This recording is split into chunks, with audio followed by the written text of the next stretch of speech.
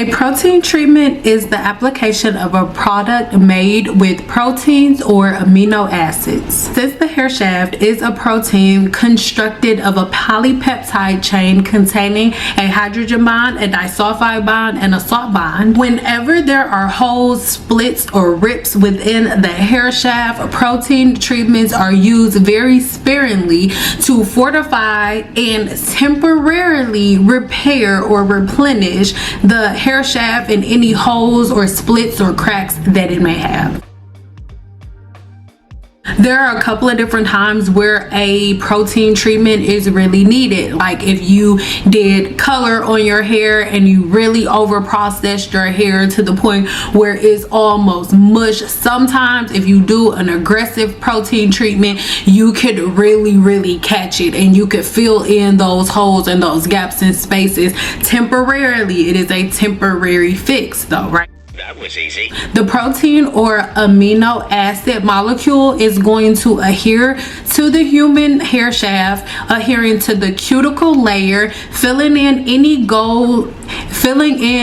holes, gaps, or spaces temporarily. This will temporarily help with breakage and slow down the loss of elasticity, giving you a chance to heal the hair shaft and to change the diet and a couple of your other practices as your hair gets stronger. All levels of porosity should not have a protein treatment. Understanding what we just talked about, right?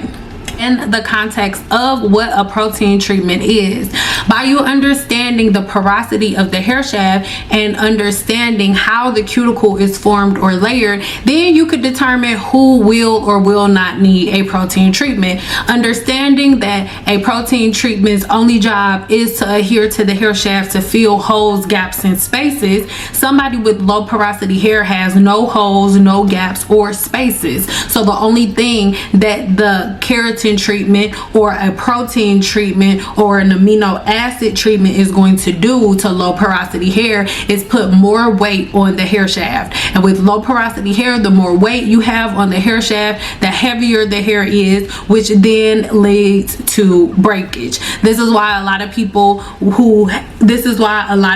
love keratin treatments, and then there are people who use keratin treatments and before they get to the end of the week their hair is falling out. The women who have their hair falling out after keratin treatments are women with low porosity hair. If you have a tightly packed cuticle, there is no need whatsoever for you to use protein. And if you have medium porosity hair, there's no reason for you to use it. Your hair is made of protein, right? So when you are giving your hair a protein treatment, you're not like, oh my god, my hair is losing protein, let me give it more. It's like, no, a protein treatment meant for corrective care. If there's nothing to correct, you're just adding more weight. And even for a person who has high porosity hair, right? If you've already done a protein treatment, let's say you wash your hair in January, you wash your hair 1 week, and then when you wash your hair that week, you do a protein treatment. When you wash your hair the next time, it's gonna take more than 2 weeks for that protein to fade away. So if you just go do another protein treatment, you're adding another layer, having that protein fill holes and gaps and spaces that aren't there, and then you'll keep doing it, but then eventually you'll fill too many holes, too many gaps, to the point where your hair will just begin to break and snap.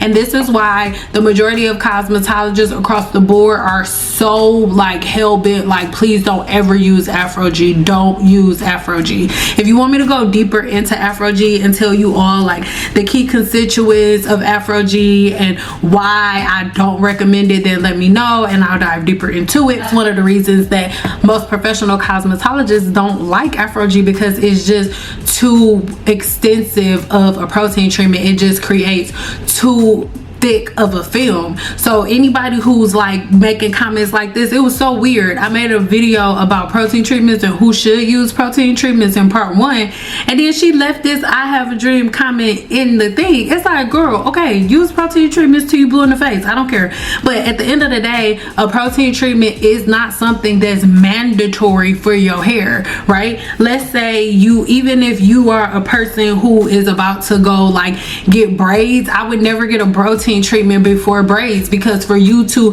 put a layer on top of your hair shaft just to then go and wrap it up is crazy. I don't know, like whatever. The hair shaft is composed of majority keratin, right? Your hair is protein. This provides your hair's structure and elasticity, all of that. So your hair's ability to obtain its maximum moisture is going to be directly connected to your maintenance practices, your hair's flexibility and strength. So if your hair is so weak that a comb or a brush breaks it off, then whatever practices that you're having need to be completely stopped and reversed, because something's wrong. Hair that has way too much protein is the hair that is really prone to breakage. It's the hair that is going to be really easy for it to snap and break off in a comb if it has too much protein. You guys have become obsessed with products to the point where hair care has absolutely nothing to do with you, your hair, your practices, your patterns, your routines. It is all about hair products and what hair products are on the market and how much protein you can get out of a product. No, when we are talking about protein treatments, we are talking about treating the hair's cuticle. If the hair's cuticle does not need treatment, there is no reason to overload the hair's cuticle and put layers and layers on top of the hair's cuticle. There is a difference between a protein treatment and a bond treatment. When we're talking about a protein treatment, we're talking about the cuticle of the hair shaft. Your hair is broken down into 3 layers: the cuticle layer, the cortex, and the medulla. The cuticle is where we're dealing with protein, but the cortex layer is where we are dealing with those bonds, right?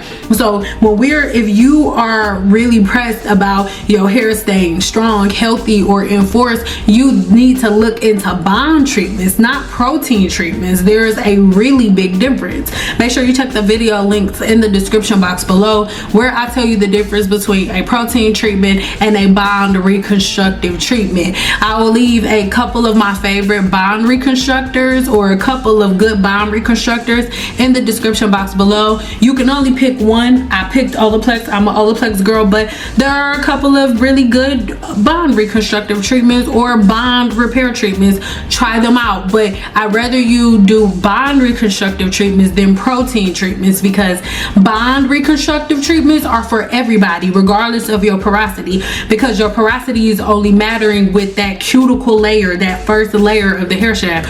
Once we're past the cuticle layer, we're at the cortex. When we're dealing with bond treatments, bond treatments have smaller molecules, so they go way past the cuticle layer straight to the cortex. So we're not even, when we're talking about bond reconstructive treatments, your porosity is a non-factor because the molecule is small enough to go past the cuticle layer regardless of your level of porosity. It doesn't matter how tight your cuticle is. With low porosity hair, Olaplex will be able to get into your hair shaft unless it's just covered in gook and product and it ain't been washed in a while. So if you notice that your hair looks like really dull, like it's not that shiny, especially if you have low porosity hair, most likely you have too much buildup. Or even if you do have high porosity hair and you notice that unless you put a bunch of greases and oils and butters and stuff in your hair looks like really dull, that's because you have a film on top of your hair shaft that needs to be removed. Because having dull hair is not normal. Your hair should be shiny as soon as you wash it before you put any type of oil on it. And if that is not the case, most likely you have a microscopic film that has been caused by you adding too many protein, you doing too many protein treatments, you having too many protein rich products in your repertoire, right? Because regardless of your porosity, you shouldn't be doing protein treatments all the time. I have high porosity hair, which is a porosity level that could use protein treatments without damage. However, I don't do protein treatments unless my hair is damaged and needing some type of reinforcement. If there are no holes within my hair shaft, shaft. All the protein treatment is going to do is make my hair feel heavier, right? Especially because I'm somebody that does have oily skin and oily hair, right? Me just adding an extra layer on top of my hair isn't going to do anything but limit it.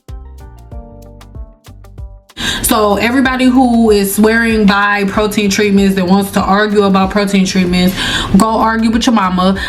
There's no reason that anybody should be using a protein treatment unless they have damaged hair that they are trying to fortify, right? Let's say you just took braids out. If you had braids in for a long time and you're like, okay, I've had braids in for 3 months and I have high porosity hair and I want to make sure that my hair is healthy through the summer, and then you want to do one protein treatment once every 3 months, then okay, whatever. High porosity, low porosity hair, you should never do it. You should only do bond reconstructive treatments. You should never do a protein treatment. And you have to ask yourself, if I know that the only purpose of a protein treatment or an amino acid treatment is to put a layer on my hair shaft, it's to fill holes and gaps and spaces, why would I, with high porosity hair, use it when I have no holes, no gaps, no spaces?